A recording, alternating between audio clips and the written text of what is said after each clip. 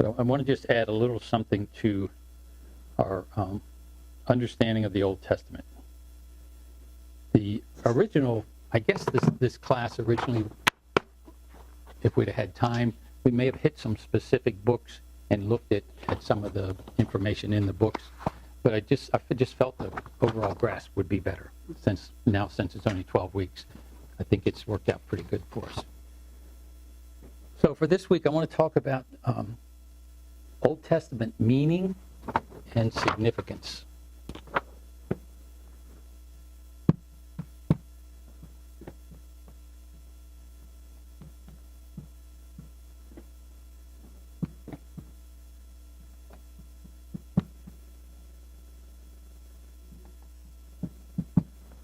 Meaning and significance. As we've been saying, these are not just stories written for our entertainment. They may have originated by the inspiration of God, and all of the writings that we have in our Bible are inspired by God. And we need to grasp that clearly. Men still wrote it, but it was inspired by God. And for it to truly be inspired by God, it's not a man's idea. It's an idea that it's an inspiration that God gave for man. So as you read these Old Testament stories, sometimes we just get lost in the story. Sometimes they're just good stories to read. And the particular, when we talked about the narratives, I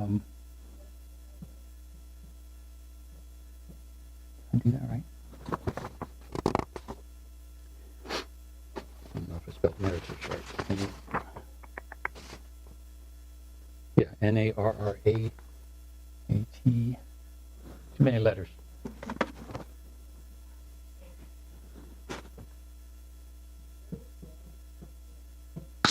Okay, so the narratives. And what we're going to do tonight, we're going to look at one of the narratives. And what I want to do is give you some information, and then as a group, we're going to discuss one of the stories, particularly from Genesis, which is a narrative. And we're going to look for meaning and significance. What I want you to do, and I'll just tell you right now, this is going to be on your final. Know the meaning of meaning and the meaning of significance. And let me give you, these are kind of brief definitions. The meaning in particular passage that we're going to look at, what the original writer intended to communicate to the original audience.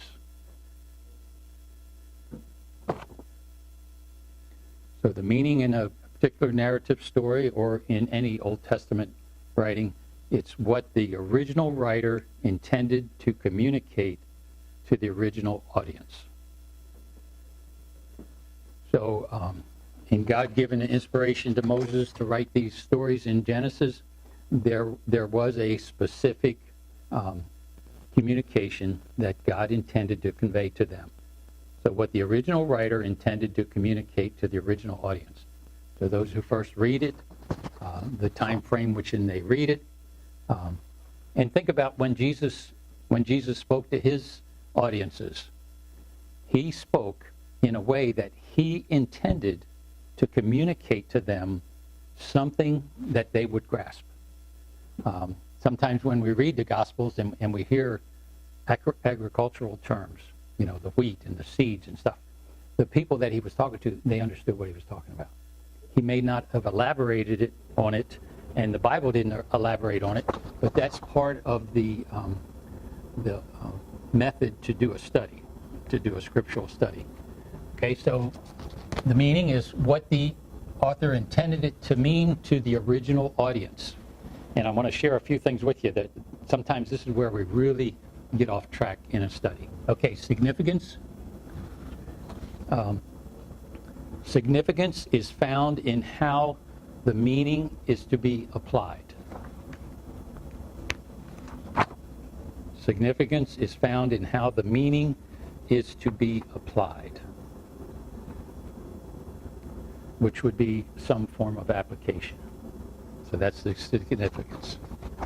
The writer writes the meaning or tells the meaning, as Jesus did many times, to an audience that he feels are going to understand what he's communicating to them.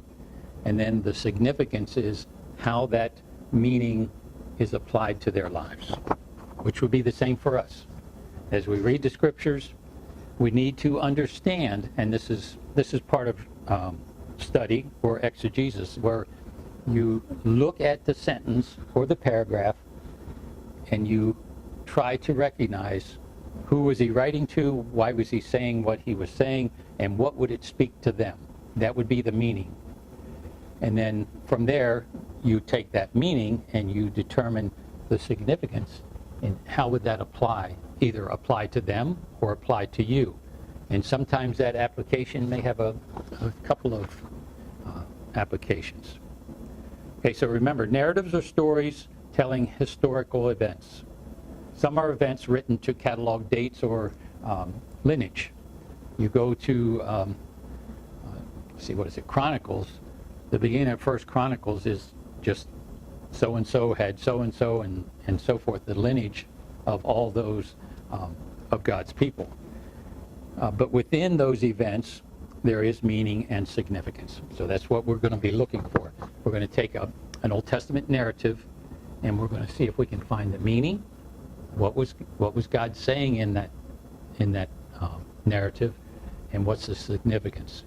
If we just read it and see it as a nice story and go on, we've improved our reading skills, but we haven't improved our spiritual walk in any way. Okay, here's a little longer. You don't need to write this down. I'm just going to read it to you. Meaning is sourced in what the original writer intended to communicate to their original audiences, while significance is found in how meaning is to be applied. Although each text has one primary meaning, that meaning can be personally applied, and that's the significance, to one person in a particular way, far different from its application to another person. So when we look at the significance and the application, it may speak to me in a way, and it may speak to you in a different way.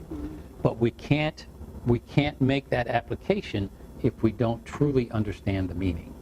We have to know why he was writing it the way he did. Without the proper meaning, it's difficult or inaccurate to make significant application. And you're going to get so much more of this when you get to some of the other classes. You've already done one of the hermeneutics classes. But I still think as an Old Testament outline, just getting a little taste of what is to come in your studies will give you just a little added importance to your reading. Okay, before one can apply Scripture to one's life, and I'm telling you, if you get the meaning and the significance, don't try to get all the notes that go with it, but if you understand these two, then you'll be fine when I ask you questions that are graded, okay? Because this is a lot of verbiage, but I think it might help it just sink in a little bit for you. I've said this, before one can apply Scripture to one's life significance, one must first come to a proper interpretation of it, the meaning.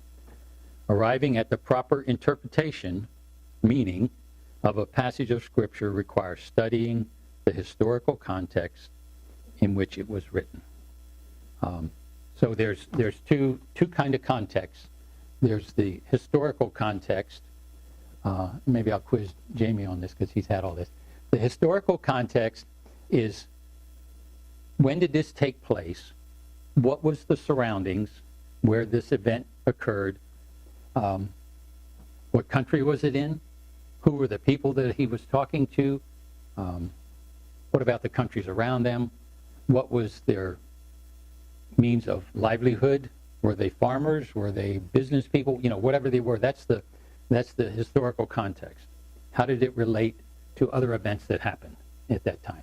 Because sometimes we can read an Old Testament narrative, like we did with the Ezra and Nehemiah and the prophets. The context is when the prophets spoke, when it was in the historical context that they spoke You knew where it was. They were back in Jerusalem after spending time in Babylon. Babylon was where they had been taken as captives. So that's all the historical things that are around it. People, times, dates, events, those kind of things come into that historical context. And the second one is the literary context. And we've talked about that a little bit. What was the part that we're talking about? What's the narrative we're talking about? What happened before that? What happened after that in the literary, in the writing? What was the events right before the author wrote this section? And what was the events after? What that does, it gives you the significance of that or the meaning of that within the context.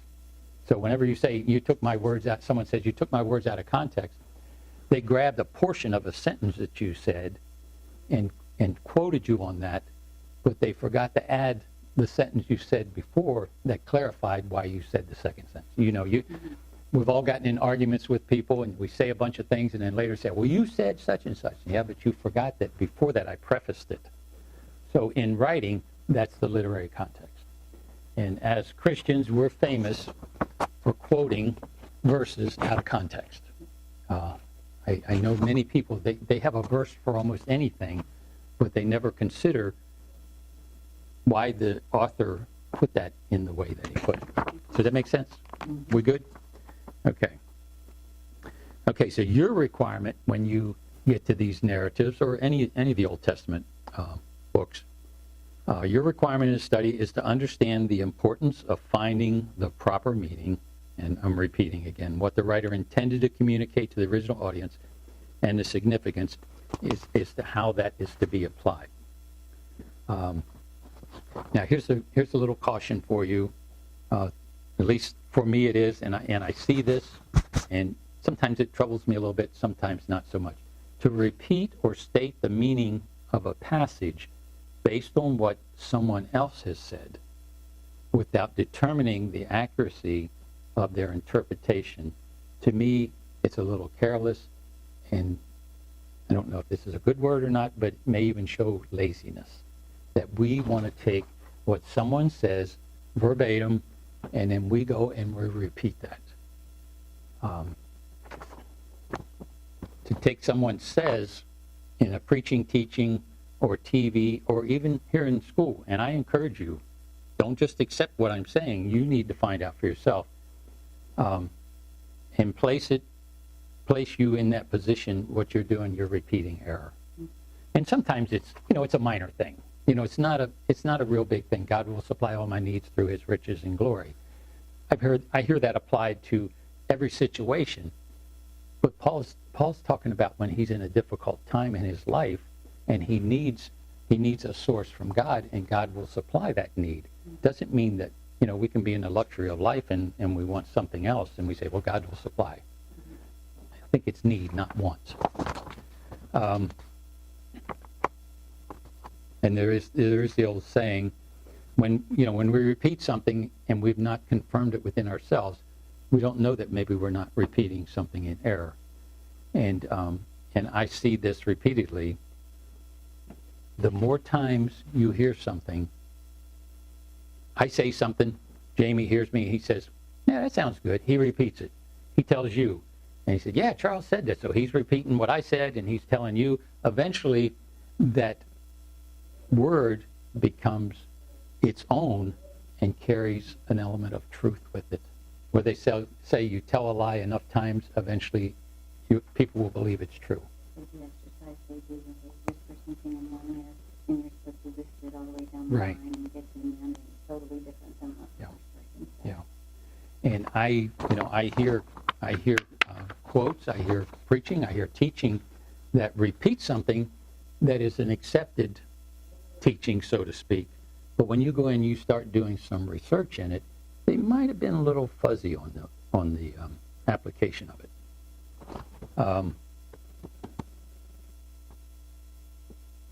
One of the things a good commentator. Okay, so I encourage you, if you don't have them, and you can look online, you can get commentaries. I would encourage you. Something I try to do is I read the passage through many times.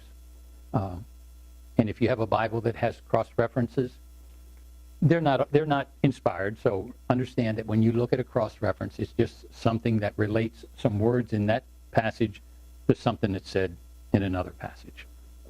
And sometimes you can find some good connections there. So read the narrative, read on both sides of it, do a little historical research. What time in Palestine? Was this in the lowly hills or was it in the mountains, wherever it was? Do that. And then when you feel that you've pulled as much out of there as you can, then grab your commentaries. Now, some of the older writers, Matthew Henry, John Darby, some of the others, you find those on, Blue Letter Bible. They have a lot of good commentaries on there. Now, to me, a sign of a good commentary writer, he not only says what he has researched, he will quote other commentaries, and sometimes he'll quote one of those to show what this writer says that he disagrees with. He'll say, John Maxwell sees it this way, but I don't see how that fits within this particular context.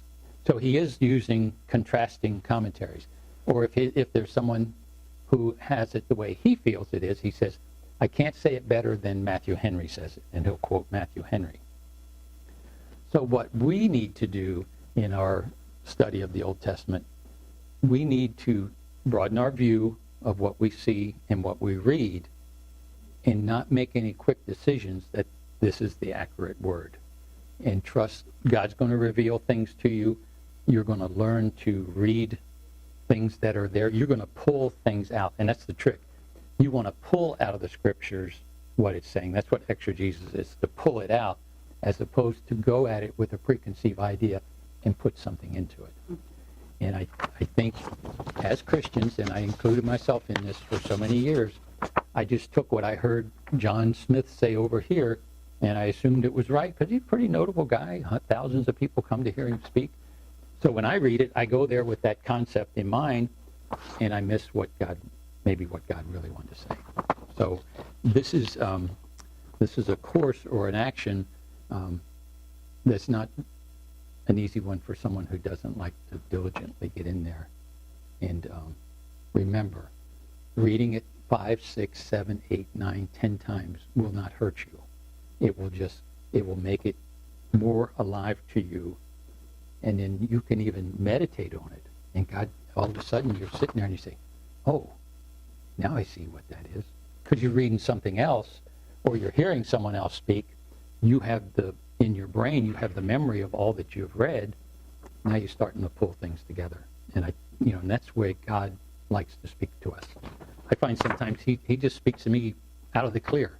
I was sitting there this morning with Mona, and she's reading, and I was reading. And I opened up, I was going to look at the daily bread, and for some reason, there was something we watched the other night. It was, forget this guy's name. He goes on these expeditions trying to find lost treasures and stuff like that. And he said, we're going to do an expedition through the country of Peru. And it just struck me what my next Sunday school class is going to be on. I'm going to take an expedition through the Old Testament. And it just, hadn't even been thinking about what my next lesson in Sunday school, because we've been a year on Romans and we're still on chapter 7, so it might be another year or so. But Sean used to tell us that. Read and read and read and read and read and read and keep your mind open. You'll be surprised what little nugget you pick up from someone preaching. You say, oh, that's just what I was reading the other day. And you're able to pull something from it. So use your commentaries, but be careful that you don't accept his first opinion of something. Look at some of the others. And sometimes you'll get enough information and you say, okay, it could be this and it could be that. We don't have to have a hard, fast rule. If we do, then it's a doctrine. A doctrine would be that hard, fast rule, but we can have meaning and significance where it has a little different flavor to it. Everybody doesn't have to be exactly the same. That's why he's saying on significance, some application could work for me, a different one for you. And the other advantage of these commentaries, these guys spend years. They don't write a commentary on a weekend. Some of the commentaries, they've spent their life studying these things. And you'll be able to see it in the richness of what they say. They check the history, they check the topography of the land, they look at everything that could have a significance. All right. How should we approach when we do our studies? In Acts 17, and when you get a chance, you can look at this and see how God speaks to us through this. Speaking of the Bereans, and they're always used as an example. Paul was in Thessalonica. Things got a little tough there, and they sent Paul and Silas away by night to Berea. And when they arrived, this is Acts 17:11. And when they arrived, they went into the synagogue of the Jews. Now these were more noble-minded than those in Thessalonica, for they received the word with great eagerness, examining the scriptures daily to see whether these things were so. So that's the message for us. We can listen to what people preach and teach. We can read the commentaries, but we need to examine the scriptures and believe that God can give you inspiration. He can give you insight into those. And then the second thing that we can do when we approach our studies, we can be like Paul in Acts 18:28. Paul's using the scriptures. And it says, and when he wanted to go across to Achaia, the brethren encouraged him and wrote to the disciples to welcome him. And when he had arrived, he greatly helped those who had believed through grace, for he powerfully refuted the Jews in public, demonstrating by the scriptures that Jesus was the Christ. So a position you'd like to find yourself in as you're doing your Old Testament studies, and you want to communicate it to someone, don't be afraid to communicate to them with the scriptures, not just with what, well, Matthew Henry said this. Okay, here's the scripture, and here's the purpose in that scripture. And that's what Paul did, and he was able to silence his critics by giving them that understanding.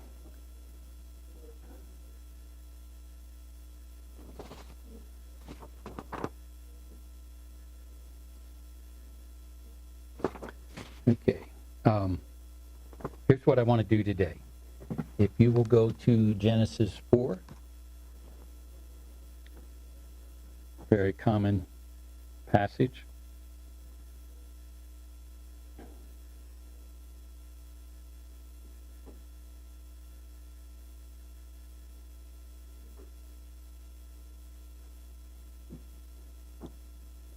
And I'll lead you through this as best I can, but I do want you to get involved in our looking at this. And Genesis chapter 4 is the familiar story of Cain killing Abel. So I would think let's see what I want to read. I'm going to read 1 through 15, and then we'll come back, and I have a series of questions I want to ask you, and let's see if we can come to a meaning and maybe even a significance. The meaning probably will be hard enough for us to do because this is a very controversial passage, so to speak. All right, let me read it to you. Now the man had relations with his wife. This was after they had been removed from the garden, and she conceived and gave birth to Cain. And she said, I have begotten a man-child with the help of the Lord. And again she gave birth to his brother Abel. And there is some consideration here that they possibly were twins. Anybody ever hear that? Did you ever hear that? Because she says that and they're going by what it says here. She had relations with Adam had relations with his wife Eve, and she conceived and gave birth to Cain. And she said, I have begotten a man-child with the help of the Lord. And again, she gave birth to his brother Abel. Doesn't say that they had relations again, but it's just, I wouldn't put a whole lot of argument on it or anything like that, but it is just a thought that's out there.